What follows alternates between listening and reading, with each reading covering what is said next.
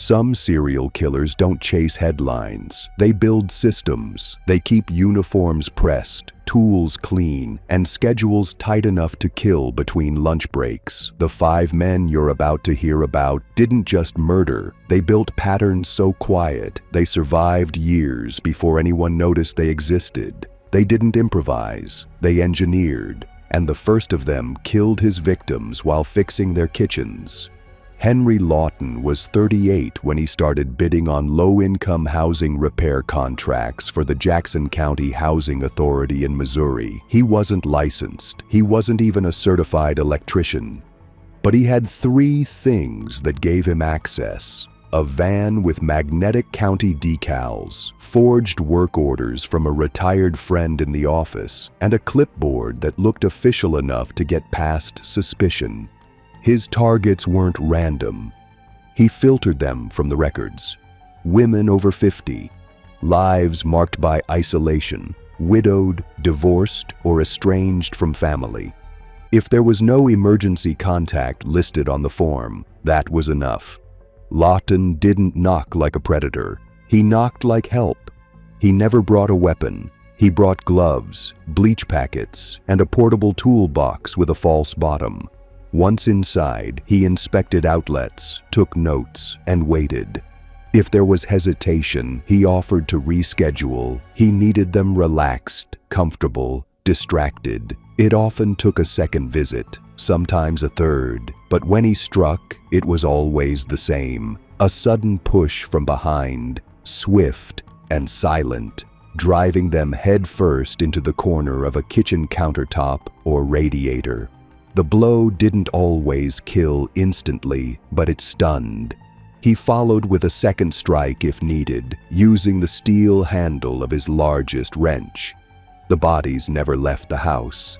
Lawton cleaned them where they fell, bleached tile, packed loose items into trash bags.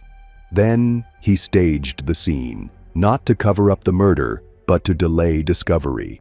Stove burners left on just high enough to smell gas. Front doors locked from inside. In some cases, he even turned off the main water line to simulate plumbing failure.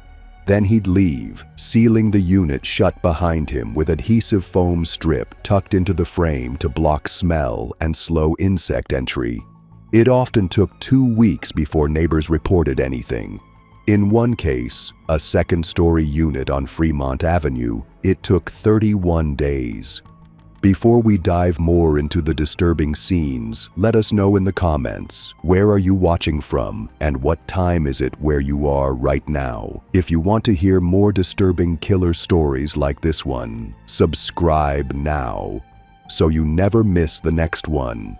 He never robbed them, never took souvenirs. His motive wasn't theft or rage. It was precision. He wanted the feeling of control over the entry, the timing, the silence, and the lack of suspicion. His killings stretched across 5 years. At least 9 victims confirmed, possibly more. But because he used real addresses and left no blood outside the kill zone, no one connected the pattern until 1986, when a maintenance supervisor noticed duplicate service orders showing up in closed files. That led to a quiet internal inquiry. It took another 2 months before they found his real name, and longer still to match the deaths to his schedule. When authorities raided his home, they found a plastic bin of forged clipboards, a stamp press for date validation, and a stack of county building keys hidden inside an unused water heater in the garage. But the most disturbing find wasn't in his house. It was in the county storage shed he leased, where they discovered a portable metal shelf containing packets labeled by street name. Inside each packet were photocopies of tenant forms, apartment blueprints, and his handwritten notes about the residents. Takes insulin, hard of hearing, usually alone afternoons. These weren't trophies. These were blueprints, kill plans, casework, each page structured like a checklist. Entry, timing, disposal conditions. He didn't think like a killer. He thought like a contractor. Lawton never confessed. At trial, he said nothing. not even during sentencing. The state brought 9 murder charges. He was convicted on July 7th.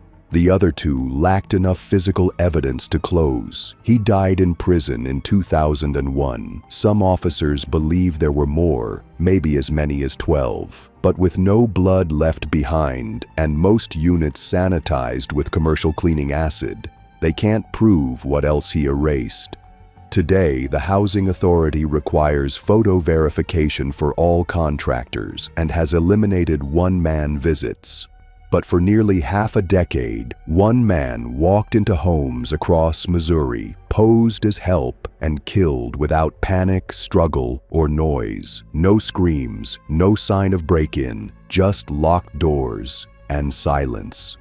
Henry Lawton's killings didn't unravel through blood or screams, but through forms, small clerical errors he didn't account for. When tenant files began to overlap in late 1986, most of the anomalies looked like basic paperwork issues. 2 service visits logged for the same day by 2 different contractors, sign-off sheets signed with names that didn't match payroll rosters, key logs with no corresponding checkout slip. One housing supervisor flagged it because the serviceman listed on one form, H. Laughlin, wasn't in the system. The database didn't show any licensed vendor by that name. It should have stopped there, but a second supervisor, curious enough, began matching those falsified entries to units that had recently gone quiet. The kind where newspapers stacked up outside and neighbors assumed someone had moved out. When 2 deaths, one on Grove Street, another on Bleecker Court, were linked by proximity, timeline, and access code, the pattern began to tighten. Lawton had used the same adhesive foam strips to seal both doors. Identical bleach dilution levels were found on the floors. In both cases, gas burners had been left on just long enough to produce chemical scent, but not ignition. Forensics couldn't find skin cells, but pressure points on the skulls of both victims indicated trauma from the same type of impact tool, a rounded heavy metal object with a shallow grip, consistent with a contractor's 18-inch handled wrench. All water lines had been manually shut at the main in the hallway panel, a maneuver only housing maintenance or seasoned residents could perform. That detail alone eliminated all but 3 suspects, and only one of them had signed in on non-existent work orders. When police searched his van, they didn't find a murder kit. They found a mobile records office, plastic sleeves with hundreds of names, Post-it notes with codes, laminated maps of each housing block with red circled units. Next to each, a mark, V1, V2, V3, and dates scrawled in pencil. Inside the toolbox were remnants of foaming acid neutralizers, adhesive strips, and containers of concentrated bleach powder marketed for crime scene cleanup crews. There were no personal items. No photographs, not even fingerprints on the interior rear door. He had wiped everything. When interviewed, Lawton never denied access. He simply said he did the jobs he was told to. When shown the falsified clipboards, he blinked once, leaned back, and crossed his arms. Not defensive, but structured, as if waiting for a checklist to be read aloud. Prosecutors couldn't pin all 12 suspected deaths to him, but they could match time, method, and access to 7. The rest lacked bodies, just missing persons reports with similar household circumstances and bleach residue behind sealed doors. One woman was never even reported missing. She had no listed next of kin. Her unit was only discovered after a fire inspector came months later to review a failed alarm. Her body was beneath the kitchen sink cabinet, folded into a fetal position and wrapped in plastic.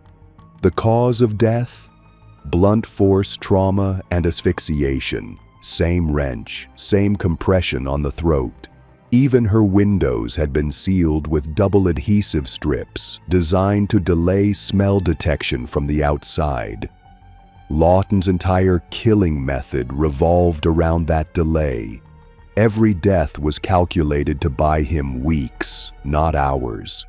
It wasn't just murder, it was timing. Every second of his exit was planned to create a buffer between the crime and discovery, enough to render surveillance irrelevant and memory unreliable. In trial, the district attorney referred to him as a ghost in a uniform. The defense tried to argue that no one had actually seen him kill, only that he'd been present. But the files told the story. His detailed handwriting, access codes, and forensic alignment made it impossible to frame it as coincidence. One detective called it the cleanest mess I've ever seen. There were no trophies, no DNA souvenirs, no psychological tells, just logistics, clipboards, timelines, victims. When sentenced, he stood motionless. No apology, no appeal, just a quiet nod when asked if he understood the charges. What disturbed investigators most wasn't the act of murder. It was the fact that Lawton could have kept going. If not for one clerical audit and an over-curious administrator, he might have extended the pattern indefinitely.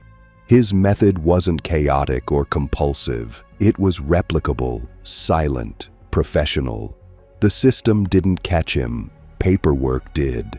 And even now, there's a chilling possibility that one or two names in his files, the ones marked V11 and V12, belong to people never found, people who simply vanished, their apartments eventually released, their silence.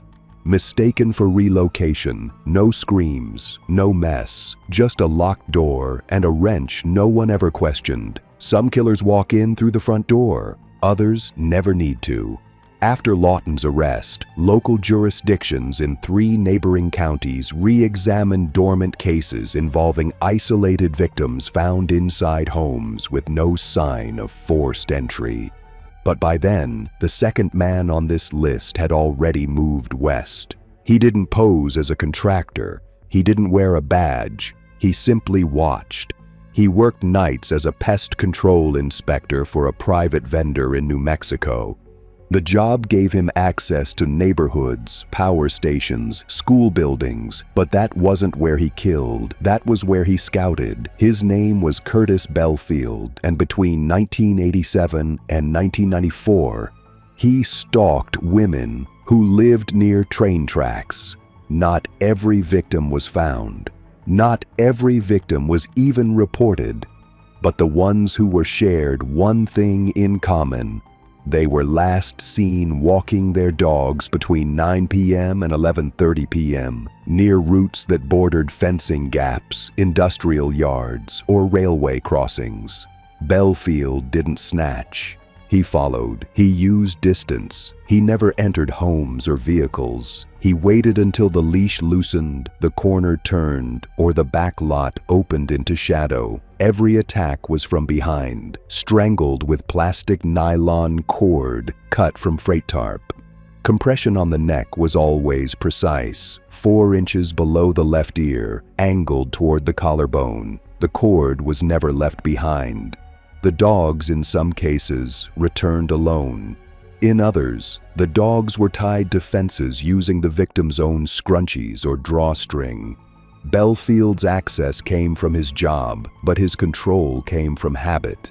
He documented terrain. He walked the routes on off nights. He timed patrol cars. His logbooks, discovered later, contained weather conditions, moonlight timing, and wind directions. It was surgical. His car had no bumper stickers, no identifiers. He parked in gravel lots near underpasses, often adjacent to out-of-service sidings or switching stations. He only targeted women with specific behaviors, those who paused to untangle the leash, stopped to adjust headphones, or leaned down to pick up after their pet. The attack never lasted more than 18 seconds.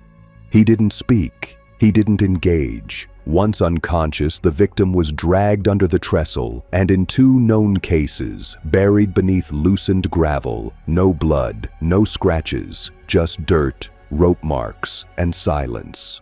What made Belfield different was how long he could wait. One woman was watched for 6 weeks before he made a move.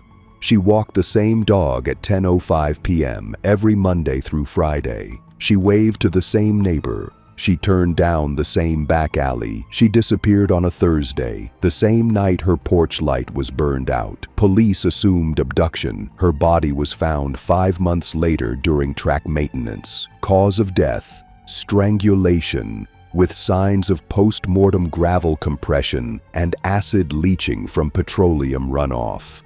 By the time the coroner examined her, Belfield had already relocated to a new county and a new set of tracks.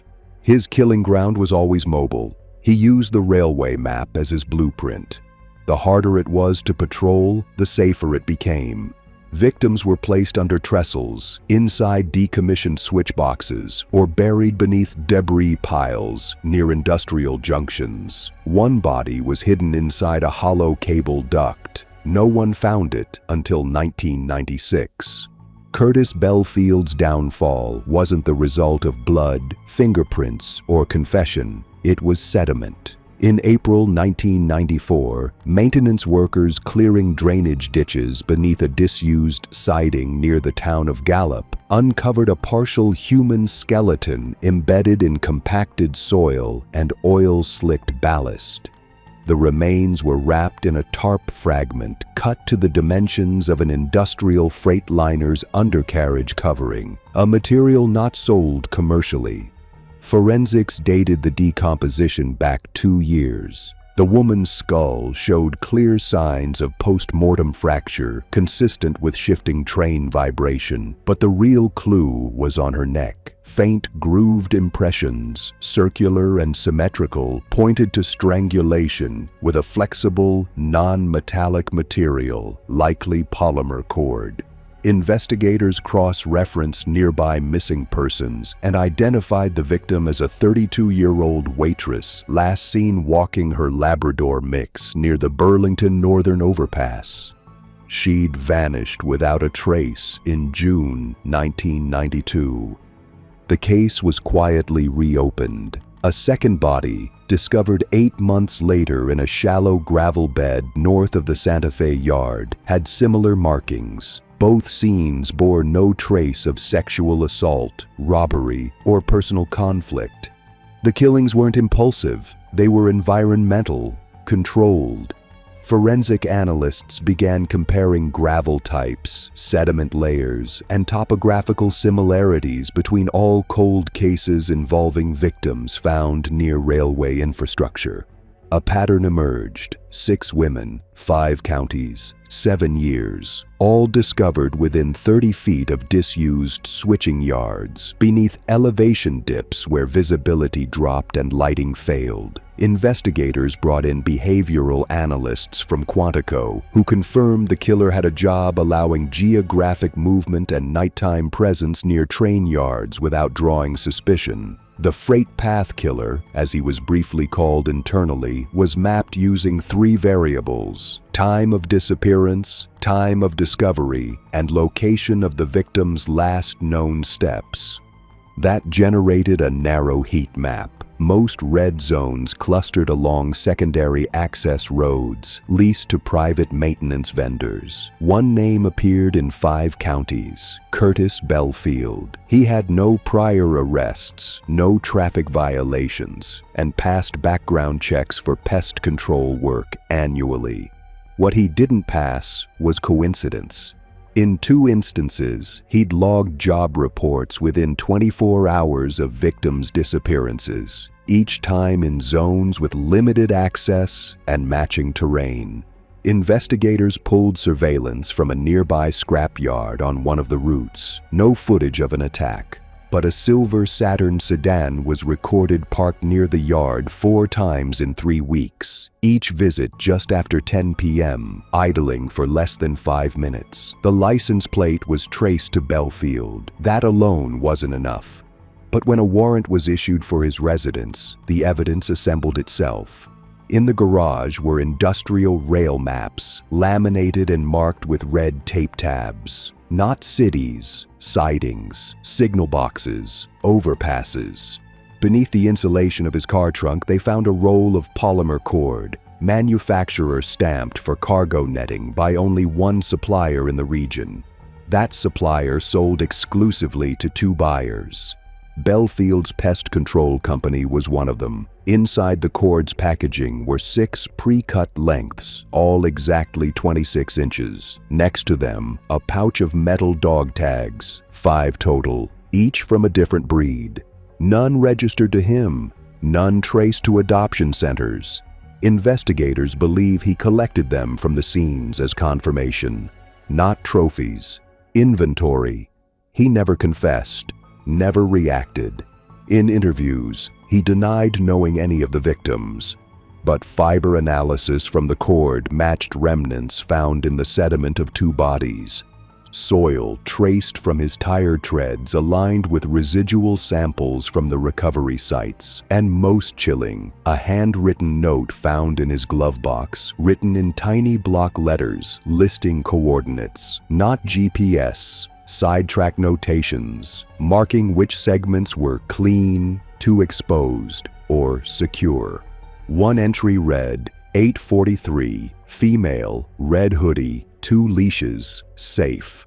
It was dated 3 days before a missing persons report for a woman matching that exact description was filed. She was never found. Prosecutors charged him with 3 counts of first-degree murder, 2 counts of unlawful disposal of a body, and 1 charge of obstruction. Without eyewitnesses or confession, they built the case on logistics, timing, mapping, and terrain. It was enough. Belfield was sentenced to life without parole in 1997.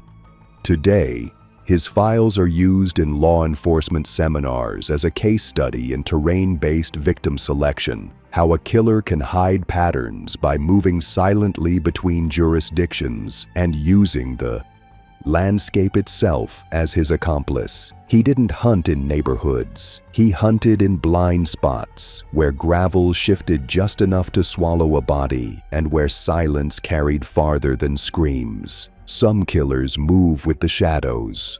Curtis Belfield became one, but the next man didn't move at all. He waited, not in alleys or side streets, but at the top of stairwells, watching as victims climbed toward silence. From 1988 to 1996, across a crumbling patch of tenement complexes in Detroit's northeast quarter, a man known to locals only as Mr. Castle began a sequence of disappearances no one immediately noticed. He wasn't a name on paper. He was a hallway rumor. Residents described him vaguely: tall, quiet, never made noise, wore gray slippers, and carried a roll of electrical tape in his coat. No one could point to his unit. That's because he didn't have one. He squatted, not in basements, but inside roof access closets. Dead space above floors where janitors rarely checked, next to elevator cables and rusted fuse boxes. His full name was later confirmed as Felix Brandt, a former building inspector who lost his certification after 2 code violations in 1986. By then, he'd already memorized dozens of multi-level layouts, fire escapes, emergency exits, laundry room ducting, and most importantly, the overlooked crawl spaces connecting floor gaps in unrenovated public housing towers. Brandt's first victim was believed to be a 24-year-old woman last seen entering a stairwell with a laundry basket. She was carrying detergent, a key card, and 2 quarters in her sock. The door locked behind her. She never made it to the washroom. 4 days later, a maintenance worker discovered blood smeared beneath a floor vent near the roof landing, not pooled, but wiped, as if someone had cleaned before leaving. Inside the duct, the basket was found wedged between wiring, with a note tucked beneath it, a page from the building's electrical panel guide, circled with the phrase, "short run." No prints, no skin, just pressure impressions from rubber soles and adhesive residue on the railing. Detectives believed it was a targeted assault until 2 more women went missing within 5 months, each in different buildings but within the same 10-block range, all with stairwell access to the same type of crawl space. Brandt's method was anatomical. He waited behind doors where stairwell lights had shorted. He timed footsteps. His height allowed him to strike with precision. A hand across the mouth, a hard pull backward, and then a rapid tape bind around both wrists and lower jaw. Most victims weren't killed in the stairwell. They were silenced, then dragged upward, not downward, to temporary holding space above ceiling tiles, where he'd rigged crude lock-latch mechanisms from wire and tension springs. The kill came later, not immediate. Victims were held for hours, sometimes a day. Their cause of death wasn't blunt trauma or gunfire. It was pressure. Brandt suffocated each one using vacuum-sealed drop cloths. Industrial-grade plastic sheeting connected to small hand pumps stolen from a closed-down janitorial supply depot. Air was slowly withdrawn until the victim passed out. Then he'd remove the bag and leave the body in fetal position, typically within wall cavities, wrapped in electrical blankets. Decomposition was slowed. Smell was delayed. In at least 3 cases, neighbors assumed a sewage leak before realizing there was a corpse behind the drywall. One body, located 2 years after the building had been condemned, was discovered with plastic tubing still in the mouth and a label on the torso, insufficient amperage. Each victim had one small item removed, a sock, a button, a necklace clasp, but no trophies were ever found. Investigators believe Brandt discarded them as a way to alter the body's post-mortem profile. His goal wasn't remembrance, it was interruption. He made the bodies harder to identify by disrupting small DNA clues, pulling hair follicles, twisting rings off fingers without tearing skin, even burning away one victim's fingertips with a portable soldering iron.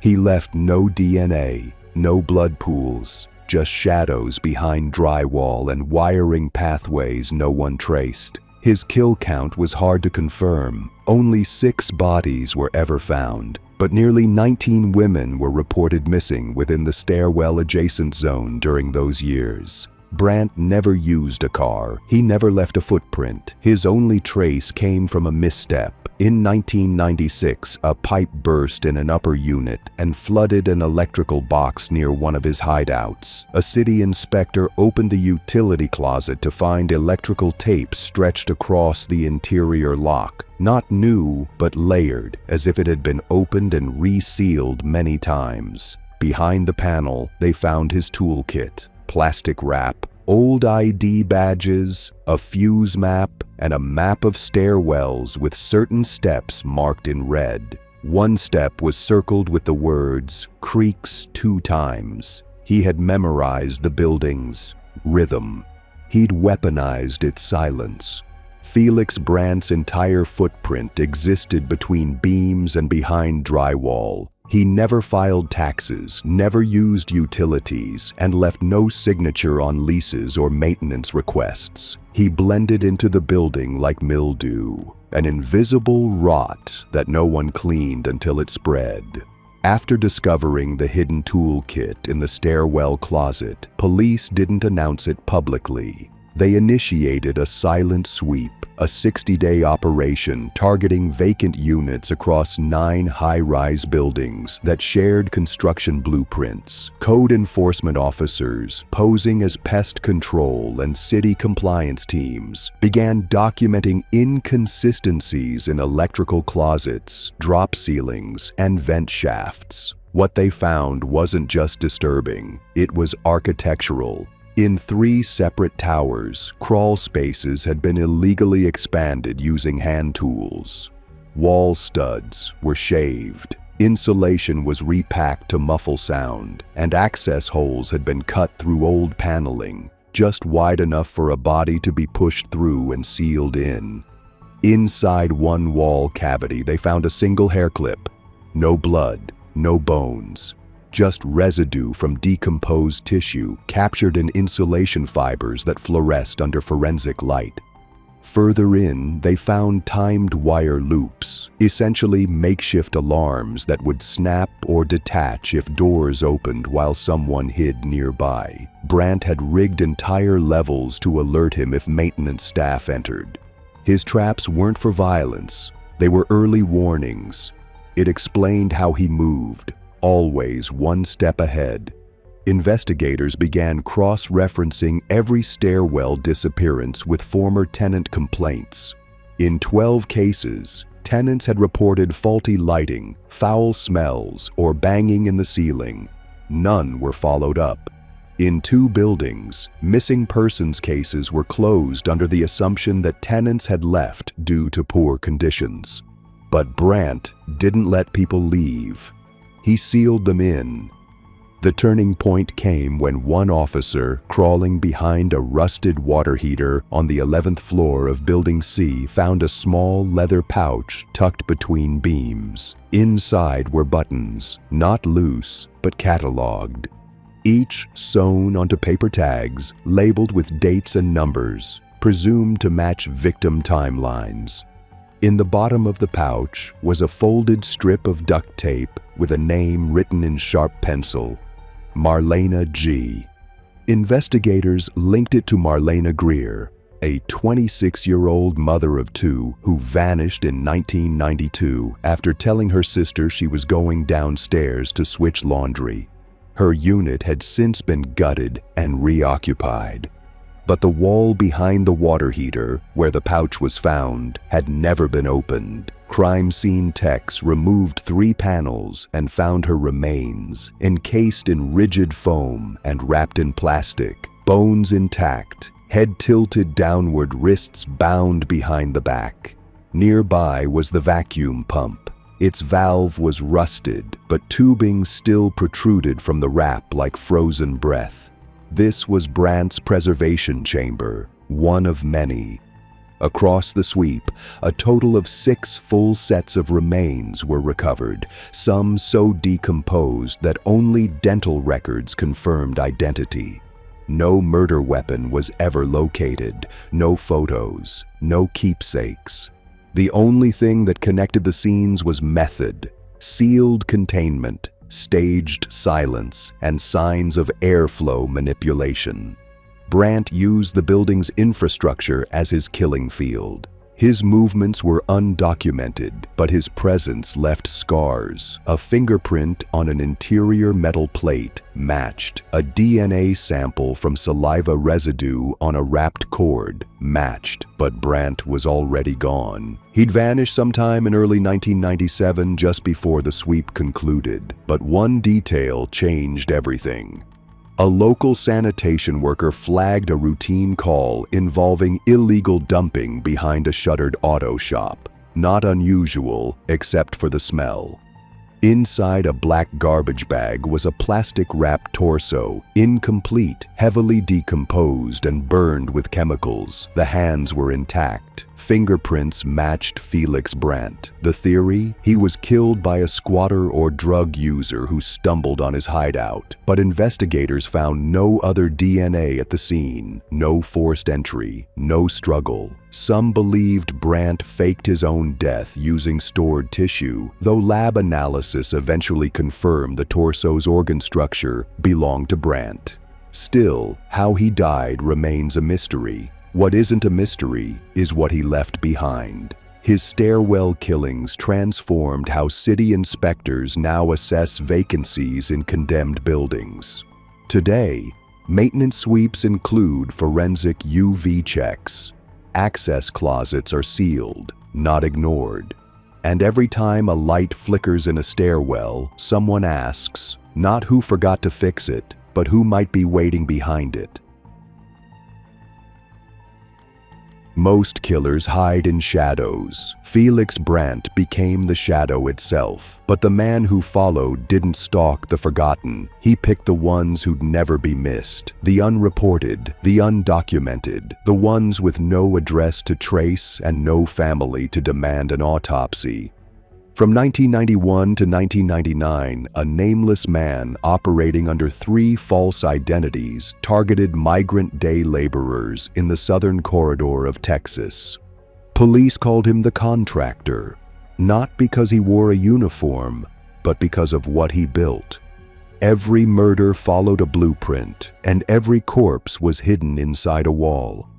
The killings started near McAllen, where agricultural workers waited outside construction depots for daily cash jobs. He drove a beat-up white van with expired New Mexico plates and offered $50 for demolition work, always one day, always remote.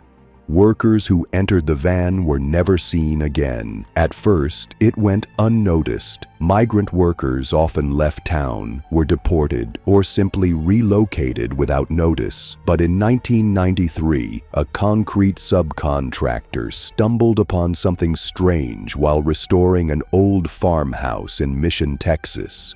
Behind a fake wall in the detached garage, buried between stacked cinder blocks and tar-lined insulation, was a sealed cavity. Inside were the remains of a man in his 30s, wrists bound with copper wire, teeth removed, throat slashed. No ID, no clothing, no fingerprint record, just a heel print at the base of the cavity, pressed into the concrete like a builder's stamp. The print matched none on file. Investigators found more as time passed. 4 bodies, then 8, then 12.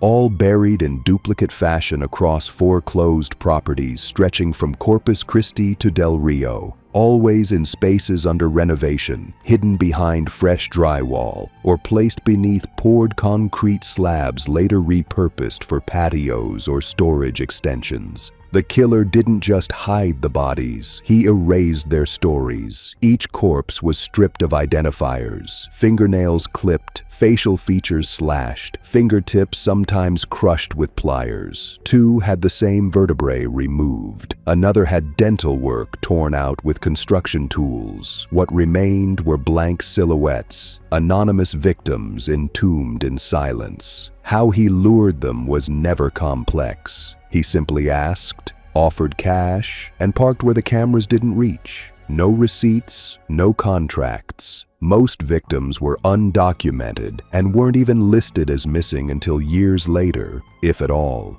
Some had no birth certificates, no relatives in the country. His van was unregistered. His tools were secondhand. The jobs were scattered across abandoned or foreclosed properties purchased under shell names or falsified ownerships.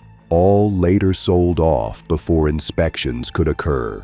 What tied the scenes together wasn't DNA, it was the nails.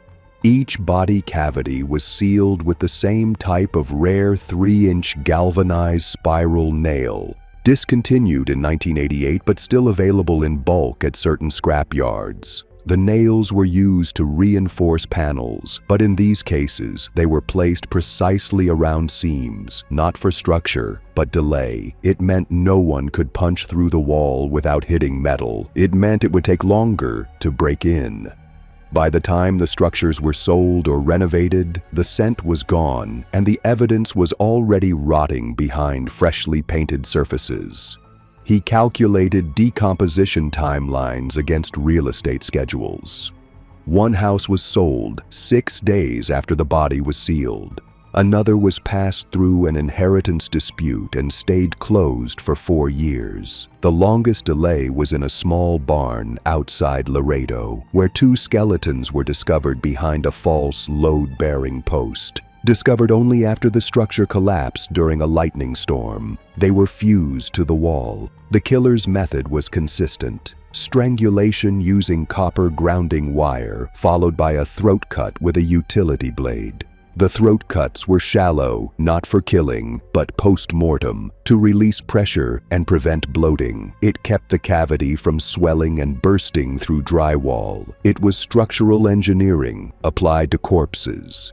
He used a carpenter's square to align bodies flush against studs, then wrapped them in plastic drop cloths, sealed with mastic adhesive, the same material used for HVAC ductwork. One scene had 2 bodies stacked vertically inside a fake water heater frame. Another was packed beneath a staircase with insulation refitted around the limbs to mask thermal inconsistencies. Every kill was staged to delay detection. Not forever, just long enough to disappear. Police found receipts for 2 houses linked to the same alias, but the trail ended with a forged notary stamp and a disconnected phone number. Even handwriting samples were inconclusive.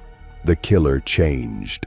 Slant, spacing, and even signature line spacing across documents. A single partial fingerprint was lifted from inside a light switch box, traced to a man who died in Arizona in 1989, a stolen identity.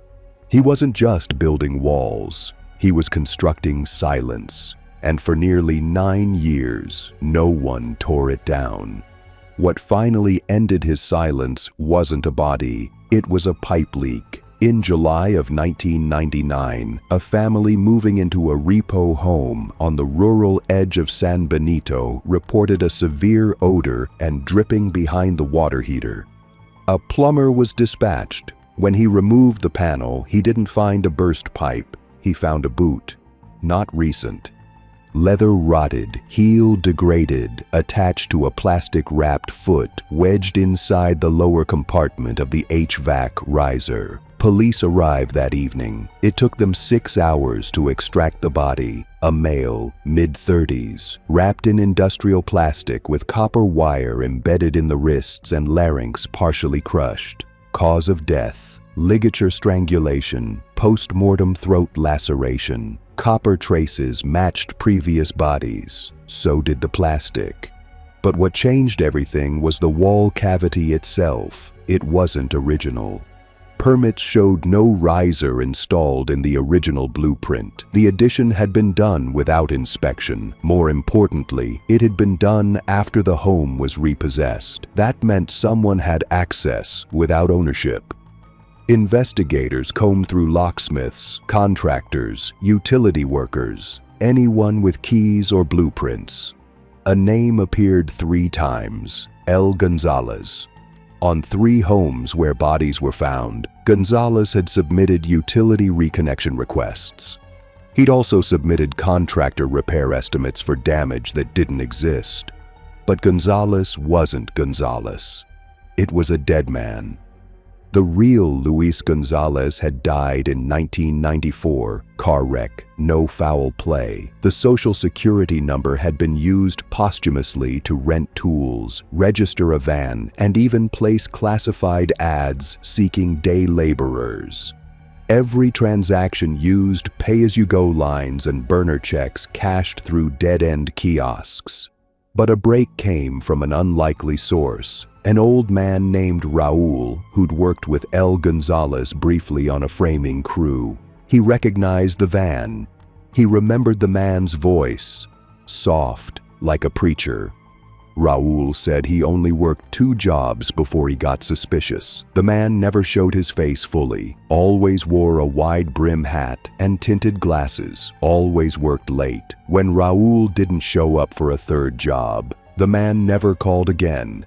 Investigators used Raul's description and sketch to build a profile, but nothing matched any known records. The name, the face, even the fingerprints were ghosts. The only tangible clue was a piece of drywall pulled from the San Benito house. When techs scanned the inner side with alternate light sources, they found faint handwriting, barely legible, written in what looked like pencil beneath primer. 3 numbers, a date, and a phrase: cure the cavity. Experts believe he wrote notes directly on the wall before sealing his victims in. Reminders, schedules, or possibly just to mark his blueprint. It was the only written trace he ever left, but it proved something else. He worked alone, by hand, and left timelines in plain sight. The other houses were rechecked. Hidden inscriptions were found beneath primer in 2 other homes, none readable, but one had a partial print, not enough for an ID, but enough to confirm it matched the same latex glove residue from a previous scene. The killer used gloves, but he reused them. Over time, minute imperfections in the glove material created unique ridge imprints. Forensic techs built a composite glove print map and matched it across 5 sites. It was the closest thing to a fingerprint the killer ever left, but it still wasn't enough to find him. The van was eventually located, abandoned in an impound lot under a fake title. Inside were only cleaning products, a floor buffer, a roll of tarp, and a partially burned notebook that disintegrated upon contact. 1 page remained, water-damaged and barely readable. It had a list of words: slab, coat, stud, wire, pack, vanish. No context, just verbs. The theory? It was his checklist, how he prepped a scene, how he dismantled a life. In 2003, the case was declared cold. No further bodies have been discovered in homes that fit his previous pattern. But across Texas, hundreds of repo homes, unsold rural properties, and unfinished renovations still sit, closed, quiet, and possibly filled with silence not yet broken. And to this day, whenever a contractor sees copper wire jammed behind a wall cavity where it doesn't belong, they don't ask, "What's that doing there?" They ask, "Is someone still behind it?" Some walls hold secrets, others simply echo what we refuse to hear. When investigators finally closed the files on the man who built tombs inside drywall, they weren't prepared for what came next. A killer who left nothing behind but air. No body, no blood, not even a trace of entry. From 1986 to 1993, a string of disappearances across the Great Plains region left local law enforcement baffled. All 5 victims were male, single, and in their early 40s. All vanished during cross-state work travel, mostly mechanics, electricians, and equipment salesmen, and all were last seen at roadside diners, repair shops, or small-town motels. The case didn't have a name until 1995, when an FBI forensic linguist reviewing missing persons patterns noticed a bizarre correlation. 5 unrelated men had each stayed at motels that, while under different brands, had one shared connection. Each had been cleaned by a temporary staffer hired within 48 hours of the disappearance. No ID on file, no background check, paid in cash. She was listed under different names at each location: Elaine, Linda, Ruth, Caroline, but always worked a single week, then left. Her age was always mid-40s, her uniform always altered. Sometimes she wore a neck brace, sometimes a limp, always a disguise. The FBI called her the Maid. What made her terrifying wasn't just that she could get close, it was that she never used violence. Each motel victim disappeared without signs of struggle, belongings left behind, wallets untouched, no signs of exit. One guest was even seen on camera entering his room and was never seen again. No footage of him leaving, no door opening, no window activity. When cleaners went in the next morning, the room was empty. The bed made. A single mint on the pillow. At first, authorities assumed suicide or voluntary disappearance, but after the 3rd case, patterns emerged. Each man had scheduled early meetings the next morning. Each was traveling with work-issued equipment that later reappeared on eBay or pawned in states hundreds of miles away. And each had filed minor complaints about their rooms the night before vanishing. Loose hinges, noisy fans, faulty locks. Enough to request assistance. She provided it. The maid always arrived between 9:40 and 11 p.m., wearing gloves and carrying a cart with marked linens. But there were no reports of room service, no keycard logs matching her, no logs at all. It was later discovered she used a universal magnetic override, a device later found in black market circulation among locksmith forums. It allowed silent entry. Her method was suffocation, not with a pillow, but with surgical plastic. Clear, odorless, and elastic enough to seal over the nose and mouth while anchoring beneath the head. She used industrial shrink wrap, the kind found in packaging warehouses. One scrap was recovered behind a water tank in a storage closet, but DNA was degraded. The strangest part, no victims were ever found, not in dumpsters, rivers, or woods, nothing. But weeks after each disappearance, a postcard arrived at the victim's home. Each one was blank, save for a small sticker in the corner, a cartoon broom sweeping a trail of dust. There was no message, no return address, just the broom. FBI analysts traced the sticker to a defunct janitorial supply catalog from 1982, a private line, limited issue, meant for staff morale. The theory? She used it as a signature, a stamp that said, "Cleaned up." One motel owner, shaken by rumors, retroactively reviewed an old storage room above the laundry area where the maid had once changed clothes. Inside was a sealed crate of mop heads, a pair of latex gloves, and a 1987 calendar. 5 dates were circled. Each matched a disappearance, but no fingerprints, no hair, not even skin cells on the gloves. She vacuum sealed her evidence. She used bleach aerosols, not liquids. Her trash was double-bagged, weighted with sand, and dumped in bins unrelated to the hotel. Some of her linen carts were retrofitted with false bottoms, wide enough to carry a body folded beneath used towels. One motel guest swore he saw her struggling with a heavy cart that didn't roll right, but no one checked. No one ever does. In a place designed for strangers, silence is standard. That's what she counted on.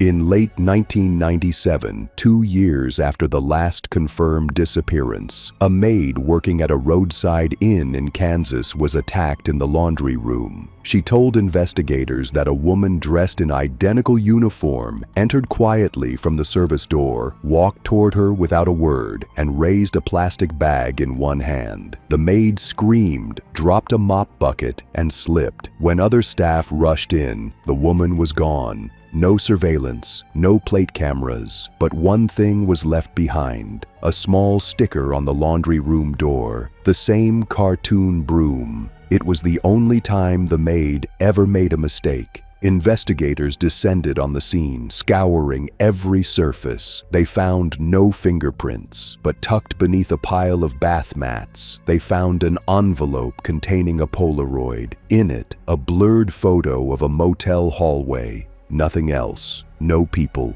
no timestamp, just a hallway with the room numbers scraped off. Analysts examined every inch, hoping for clues: light fixtures, carpet pattern, door hinge placement. They traced it to a manufacturer of motel chains common in Missouri and Nebraska, but even with narrowed targets, nothing was ever found. The Polaroid was a message. She was still watching.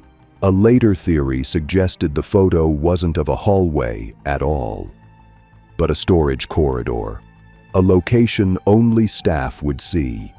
If true, it meant the killer had access to back-end architecture blueprints, possibly a former employee, possibly still embedded somewhere in the hospitality industry under a new name. No agency ever confirmed the theory. In the years following, the postcards stopped, but one motel owner in Montana reported receiving a package in 2004, an empty envelope filled with air freshener beads and a crumpled motel pamphlet from 1991. There were no fingerprints, but on the pamphlet's spine, under ultraviolet light, were faint ink smudges resembling floor numbers and a series of exit signs. An FBI specialist reconstructed it as a rough map, possibly hand-drawn. 5 dots marked different corners of the layout. The 5th one had a red X. They raided the property. It was abandoned. Inside, a storage room lined with false paneling revealed nothing. No scent traces, no fibers, no bone.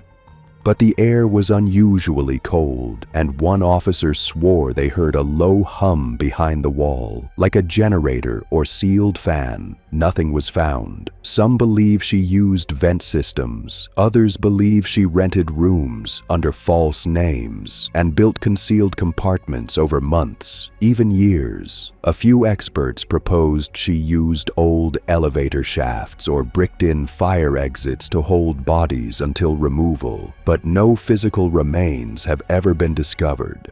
To date, she is suspected in at least 11 disappearances across 5 states. Her photo has never been captured, her real name never verified, and every room she entered was left pristine. No noise, no evidence, no pattern, just vanished men and a trail of broomstickers no one saw until it was too late. Law enforcement retired the profile in 2010, citing insufficient physical trace.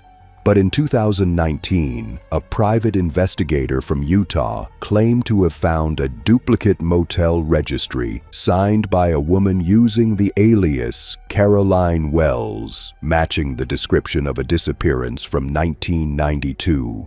The paper had been stored inside an old county clerk's file, misfiled under a bankruptcy claim. It was never entered into evidence. The ink had faded, the logbook moldy, but the initials CW were still clear, written in small, deliberate print. The room number, 209, the same one where the man was last seen alive. That motel has since been torn down. Nothing was preserved. But the final sweep through local records revealed one last chilling detail. Every single man who vanished had called the front desk between 9 p.m. and 9:20 p.m., complaining of something minor: loud neighbors, flickering lights, cold coffee, or strange smells. The calls were always logged. The response was always the same: housekeeping will come check on it shortly. And shortly after, they were gone. No one knows how she entered. No one knows how she left. But if you ever find yourself in a half-lit room in a quiet roadside motel, with the air just a little too still and the linens folded a little too precisely, check the corner of the pillow. And if you see a broomsticker, leave. Now, some monsters never show their face, some never speak a word, but the scariest ones are the ones who don't leave anything at all. No fingerprints, no shoe prints, no voice caught on tape, only a ripple in the air, a door slightly ajar, or a hallway that feels wrong for reasons you can't explain. We think of serial killers as chaos, blood, rage, noise, but the ones you've just met didn't use chaos. They used routine, uniforms, work hours, guest logs, maintenance tools, the illusion of structure to erase lives with precision. Not one of them ran, not one of them screamed, and not one of them needed to break a single window to make you disappear forever. We like to believe we'd know, that we'd sense something, that evil has a face. But what if it doesn't? What if it smells like bleach and linen spray, or wears a smile that you've seen before? Most people don't vanish in alleyways. They vanish in places that feel safe: a hardware store, a hotel hallway, a neighborhood at dusk. And by the time someone notices, by the time someone cares enough to connect the dots, the killer's already moved on, changed uniforms, switched counties, found another hallway, another stairwell, another stranger to watch. You'll never hear them coming, and when they're gone, all that's left is nothing.